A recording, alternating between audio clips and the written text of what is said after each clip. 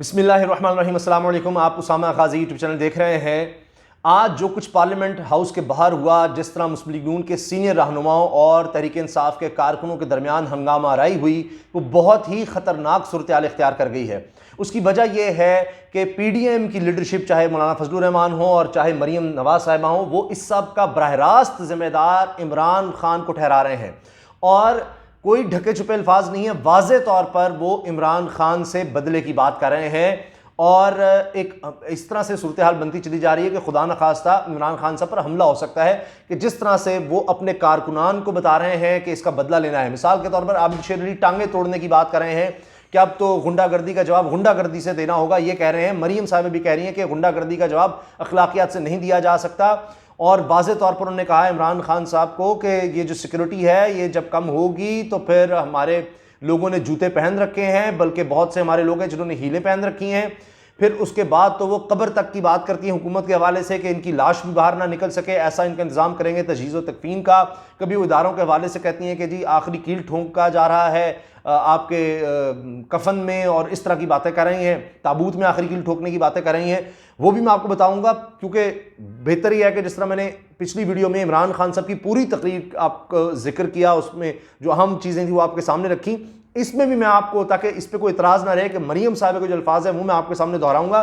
मैंने उनकी पूरी जो स्पीच है उसको लिख रखा है, उसके अहम पॉइंट्स मैं आपको बताऊंगा, जो कि बहुत ख़तरे की घंटी बजा रही है उनकी तकरीर, कि वो ना सिर्फ ये कि इदारों के, उनके सरबराहान के ख़िलाफ़ अवाम के जज्बात को उभार रही हैं, बल्कि बराह रास्त इमरान खान को टारगेट कर रही हैं।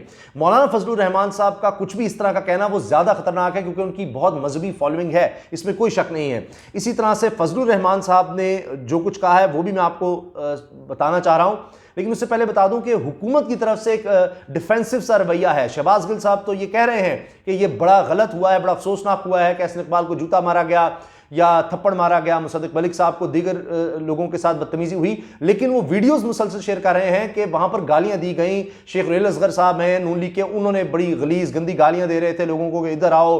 वो इस तरह की वीडियो शेयर कर रहे हैं अपनी तरफ से कि जी मरीम साहब को कहा जा रहा था कि आप यहाँ से चली जाएं, लेकिन वो वहीं पर खड़ी थी, लोग उनको समझा रहे थे, इनको ज़रूरत क्या थी यहाँ पर आने की, जब इनको पता था कि हमारे कारकुन पहले से वहाँ मौजूद हैं। तो वो उस तरह की वीडियो शेयर कर रहे हैं अपने ट्विटर पर, कह रहे हैं कि जानबूझकर ये सारा सीन क्रिएट किया गया, ये सब कुछ प्री प्लान था, ये जानबूझकर यहाँ पर आए और इन्होंने जज्बात को उभारा, ललकारा लोगों को, किसी पहले जद को इन्होंने करना शुरू किया। अब ये इल्ज़ामात का सिलसिला चल रहा है। शहबाज गिल साहब इस बात पर कायम है, मगर दूसरी तरफ जो PDM की लीडरशिप है, मरीम नवाज साहब हैं, वो बराह रास्त इमरान खान साहब को टारगेट कर रही हैं कि ये सब कारकुनों ने जो हमला किया ये इमरान खान की इमाम पर हुआ। इसलिए लगे रहा है कि इमरान खान साहब को बहुत ज़्यादा खतरा है, क्योंकि ट्विटर पर देखें जिस तरह से कहा जा रहा है इसका बदला लिया जाएगा, बार बार कहा जा रहा है हम छोड़ेंगे नहीं, इसका बदला लेंगे और इनको कहीं आने ना दिया जाए। तो अब वो वाज़े कह रही हैं कि इमरान खान को जूते की बात कर रही है, मारने की। तो इसका मतलब है कि अल्लाह ना करे कि इस तरह का कोई सीन हो, लेकिन इससे सूरत बड़ी खतरनाक हो जाएगी। और अगर कोई खुदा न खास्ते ऐसा वाक़या हुआ तो फिर बराह रास्त इल्ज़ाम मरीम साहब पर लगाया जाएगा कि आपने तो पहले ही कह दिया था, धमकी दे दी थी, तरीक़ाकार भी बता दिया था कि ये होगा अब तुम्हारे साथ। तो वो अगर किया है तो इन्होंने पूरा करवाया है। और वज़ीर-ए-आज़म की सिक्योरिटी तो अब है, शायद उसको और ज़्यादा हाईलाइट कर दिया जाएगा और ज़्यादा बढ़ा दिया जाएगा सिक्योरिटी को। लेकिन मरीम साहब के अल्फाज से लगता है कि वो सिक्योरिटी कम होने का इंतजार कर रही हैं। उन्होंने कहा है कि सिक्योरिटी तुम्हारे पास हमेशा तो नहीं रहेगी, तो वो उस वक्त का इंतजार कर रही हैं। और उन्होंने तो अपने कारकुनान को सब को खुली छूट दे दी है कि ये तुमने करना है, बल्कि और सबके सामने कह रही हैं। तो शायद जज्बात में वो इस तरह कह गई हैं। पहले भी उन्होंने जज्बात में ही कह दिया था कि हमने टिकट के बदले ख़रीदा है लोगों को, नून लीग के टिकट पर लोग बिकें। तो बहरहाल पहले मैं फजलुर रहमान साहब को बता दूं, उन्होंने कहा है कि लुच्चे लफंगों ने अपोजिशन रहनुमाओं पर हमला किया है। और फजलुर रहमान साहब ने ये एतमाद का वोट जब इमरान खान साहब ने लिया, उसके बाद उन्होंने कहा कि पार्लियामेंट लॉजेस के सामने अपोजिशन क़यादत के इंतहाई मुअज़्ज़ज़ रहनुमाओं पर पाकिस्तान तहरीक इंसाफ के लुच्चे लफंगों ने हमला किया और ऐसी बदअखलाक़ी और बदकिरदारों से मुल्क नहीं चला करते। सखर में उन्होंने मीडिया से बात की और कहा कि ऐसे ओछे हथकंडों का जवाब दे सकते हैं। PTI के कारकुनों मुखातिब किया और कहा तुम्हारा हुक्मरान आज है कल नहीं होगा, ये भी देख लीजिए, वाज़े कह रहे हैं। और फजलुर रहमान साहब ने धमकी दी है, ये लिखा जा रहा है, मेरे अल्फाज नहीं धमकी के। उन्होंने कहा है तुम्हें गली कूचों में चलने की भी जगह नहीं मिलेगी। ये अब एक मजहबी रहनुमा कह रहा है जिसकी बड़ी फॉलोइंग है, तुम्हें गली कूचों में चलने की भी जगह नहीं मिलेगी, इसलिए शराफत का हाथ दामन से ना जाने दें, वरना ईंट का जवाब पत्थर से देना चाहते हैं। ये देखें, ईंट का जवाब पत्थर से देना जानते हैं, मेरा ख्याल वो कहना चाह रहे होंगे।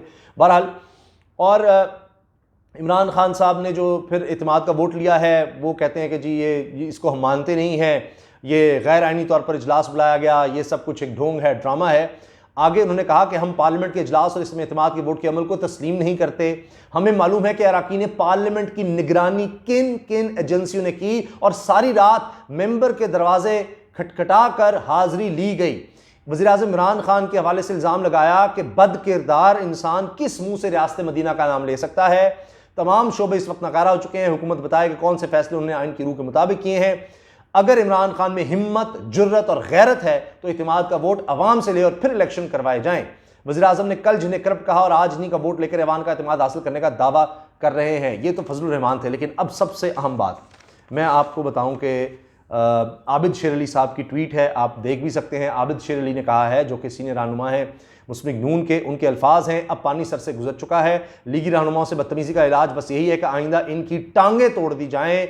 यही जुबान इन शोधों की समझ में आएगी। तहरीक इंसाफ को गुंडागर्दी पर अब सख्त जवाब मिलेगा। अब ये कह रहे हैं, मरीम साहब ने तो राना सनाउल्लाह का नाम भी लिया। आबिद शेर अली ताल्लुक भी फैसलाबाद से है। फिर वो ये भी कह रहे हैं आबिद शेर अली साहब कि जी नियाज़ियन कंपनी की बदमाशी नाकाबिले मुआफ़ी है, यानी ये मुआफ़ नहीं किया जाएगा। वो डायरेक्ट नियाज़ियन कंपनी का मतलब इमरान खान। मुअज़्ज़िज़ सियासी रहनुमाओं के साथ बदतमीजी इन्हें बहुत महंगी पड़ेगी। ये सिलेक्टेड हुकूमत एक तरफा मैच खेल कर आपे से बाहर हो गई है। इसके होश ठिकाने लगाना ज़रूरी हो गया है। जब तक इनकी ठुकाई नहीं होगी ये सीधे नहीं होंगे। ये सुन लीजिए आप। फिर एक चौधरी वक़ार अजीम साहब हैं, ये नून लीग के कुछ सपोर्टर हैं, वो कह रहे हैं ओए नज़ीर नंबरदार के, मैं आगे लफ्ज़ नहीं बोलना चाहता, बेगैरत इंसान, नज्स, पलीद और गालियाँ दे रहे हैं। मुस्लिम लीग के शेरों, आज के बाद ये टपोरी इंसाफ पार्टी का कोई रहनुमा पब्लिक पॉइंट पर मीडिया टॉक ना करने पाए, क्योंकि अब ईंट का जवाब पत्थर से देने का वक्त आ गया। यानी वो अब इस तरह की खतरनाक सूरत हाल है कि जिसको मीडिया टॉक नहीं करने देंगे, क्या वहाँ पर पहुँचेंगे? तो लीडरशिप का काम है कि टेम्परेचर्स को डाउन करना, नीचे लाना। ये तो उभारा जा रहा है कि अब बदला लेना है। अब क्या मतलब, उनके या तो यह कि आप जिन कारकुनों ने किया है उनके खिलाफ कार्रवाई होनी चाहिए, उनकी वीडियोस मौजूद हैं, उनके खिलाफ कार्रवाई हो, आप उसका मुतालबा करें। लेकिन यहां तो कह रहे हैं कि हमने बदला लेना है, खुद अपने हाथ में कानून को लेना है और जाकर मतलब लीडरशिप से बदला लेना है। उल्टा उनके लीडरशिप को जो है टारगेट करो। फिर मरियम कहती हैं जी बड़ी बहादुरी से आपने मुकाबला किया, ज़बरदस्त, शेरो छा गए हो और इनको शिकस्त का सामना है, इस तरह की बातें। फिर शहबाज गिल साहब वीडियो शेयर कर रहे हैं और वो कहते हैं हम इस रवैये की मजम्मत करते हैं, लेकिन ये समझ नहीं आ रही कि ये वहाँ पर क्यों आए, जब इनको पता था वहाँ पर लोग हैं, उनको क्यों उकसाया, कारकुनान को, इस तरह की बातें कर रहे हैं। अब सुनिए जनाब मरियम नवाज़ साहिबा के अल्फाज, ठीक है जी, वो जो कुछ कह रही हैं मैं वो आपके सामने रख रहा हूँ। मरियम साहिबा ने पहले तो ये कहा कि ये सिक्योरिटी तुम्हारे पास हमेशा नहीं रहनी, और उसके बाद जूते हमारे होंगे, 22 करोड़ आवाम के होंगे और फिर तुम्हें छोड़ेंगे नहीं। फिर कहती हैं जी मुस्लिम नून के लोगों ने भी जूते पहने हुए हैं, बल्कि हील वाले भी पहने हुए हैं। गुंडागर्दी का मुकाबला अखलाकियात से नहीं किया जाता, और मुस्लिम नून को अखलाकियात का बदला अखलाकियात से देने आता है, लेकिन अब गुंडागर्दी है तो इसका मुकाबला अखलाकियात से नहीं किया जाता। मुस्लिम नून इसको कभी भूलेगी नहीं, यानी इसका मतलब है वो बदला हर सूरत लेंगी। और फिर उन्होंने एक लतीफ़ा सुना दिया कि जी एक शख्स था, उसको वो पकड़ा गया और उसका मुंह काला करके गधे पर बिठाया गया, सारा फिराया गया। तो फिर उसने कहा कि जी मुझे गिराने की गधे से बड़ी कोशिश हुई लेकिन मुझे अल्लाह ने बचाया।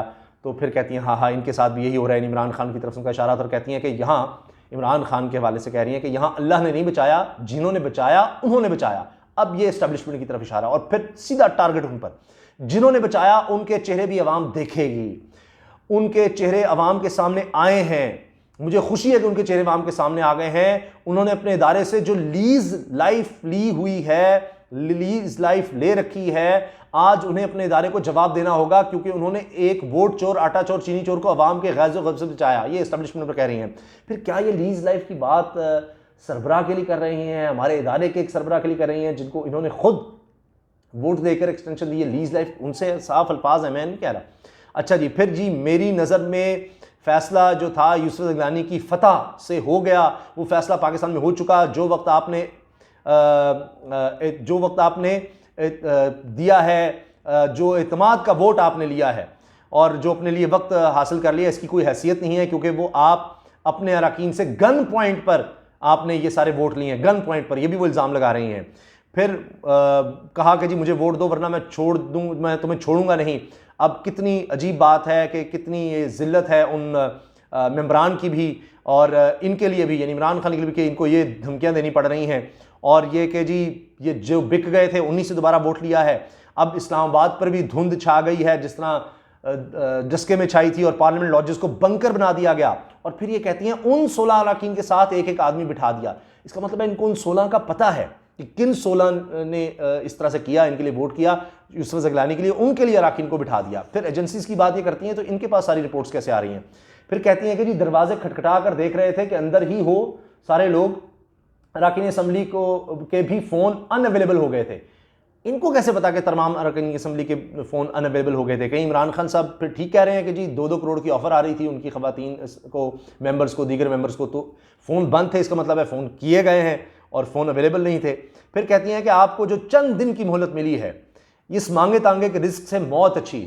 थोड़ा सा इज्जत वाला शख्स होता, कहता मुझे मेरे बड़ों ने भी बचाने की कोशिश की लेकिन अवाम ने फैसला कर लिया। मैं बचाने वालों से भी कहना चाहती हूँ, ये फिर इस्टेब्लिशमेंट कह रही है, मैं बचाने वालों से भी कहना चाहती हूँ कि चारों सूबों से फैसला आ गया है, इसको बचाने की कोशिश में आपने अपने ऊपर और अपने इदारे पर हर्फ ना आने दें, ये गलत है। बेहतर है जो चीज़ ख़त्म हो गई अब इसको जाने दें कि मतलब हुकूमत की या इमरान खान के पीछे से हट जाएं, यानी इस्टेब्लिशमेंट या फौज इनकी बात माने को कू लगा दे। वही बात जो पहले भी कर चुकी हैं कि बस हुकूमत पीछे से को गिराने के लिए मियाँ नवाज शरीफ साहब भी यही हमेशा से करते रहे हैं और वो पसे पर्दा करते थे। ये मरियम साहबा सामने ऑफर्स कर रही हैं कि आओ इसके पीछे से हट जाओ, हुकूमत के पीछे से। मतलब किस तरह से डिसिप्लिन फैलाने की कोशिश। एक डिसिप्लिन इदारा है फौज, उसको आप क्या कह रही हैं, किस काम पर लगा रही हैं, क्या कहना चाहती हैं? अच्छा जी, फिर कहती हैं जी अब अवाम का फैसला माने, अगर नहीं मानेंगे तो आपको मजीद मुश्किलात का सामना करना पड़ेगा, यानी इस्टेब्लिशमेंट को। हम ऐसा नहीं चाहते। आज तुम्हारी इतनी जुर्रत, तुम्हारी इतनी हिम्मत कि आटा चोर, चीनी चोर और इलेक्शन कमीशन से पहला सर्टिफाइड चोर दूसरों को चोर कहता है। क्योंकि इमरान खान साहब ने कहा ना कि जी ये देखें, ये 30 साल डाका मार के नवाज शरीफ बाहर चला गया और वहाँ पर बैठा है और वहाँ से डोरें हिला रहा है और झूठ बोल के गया। और कहती हैं कि जी मरीम साहब ने फिर कहा कि आज मीडिया कुछ आज़ाद हो गया है, जब और आज़ाद हो जाएगा तो फिर तुम्हारी चोरी की दास्तानें सामने आएंगी और 73 साल में इतना बड़ा चोर कभी नहीं देखा जितना बड़ा चोर इमरान खान है। लेकिन मैं समझता हूँ कि इससे पहले अब जरदारी साहब के हवाले से स्टेटमेंट्स हैं मियां नवाज शरीफ की, शहबाज शरीफ की, आपके चचा की, वो ज़रूर देख लें जरदारी साहब के हवाले से। और फिर बेनज़ीर साहबा के हवाले से क्या कुछ कहते रहे। पहले उस दौर में कहते थे इनसे बड़ा चोर ना आया ना आएगा, लेकिन अब वो ये इमरान खान साहब के हवाले से कह रही हैं। कहती हैं खुशी इस बात की है कि जो पीडीएम ने स्टांस लिया, जो नवाज शरीफ ने स्टांस लिया बहादुरी का, यानी इदारों के खिलाफ आने का, अब लोगों की आंखों में वो नज़र आ रहा है, लोग उस स्टांस पर आ रहे हैं, लोग उस चीज़ को मान रहे हैं।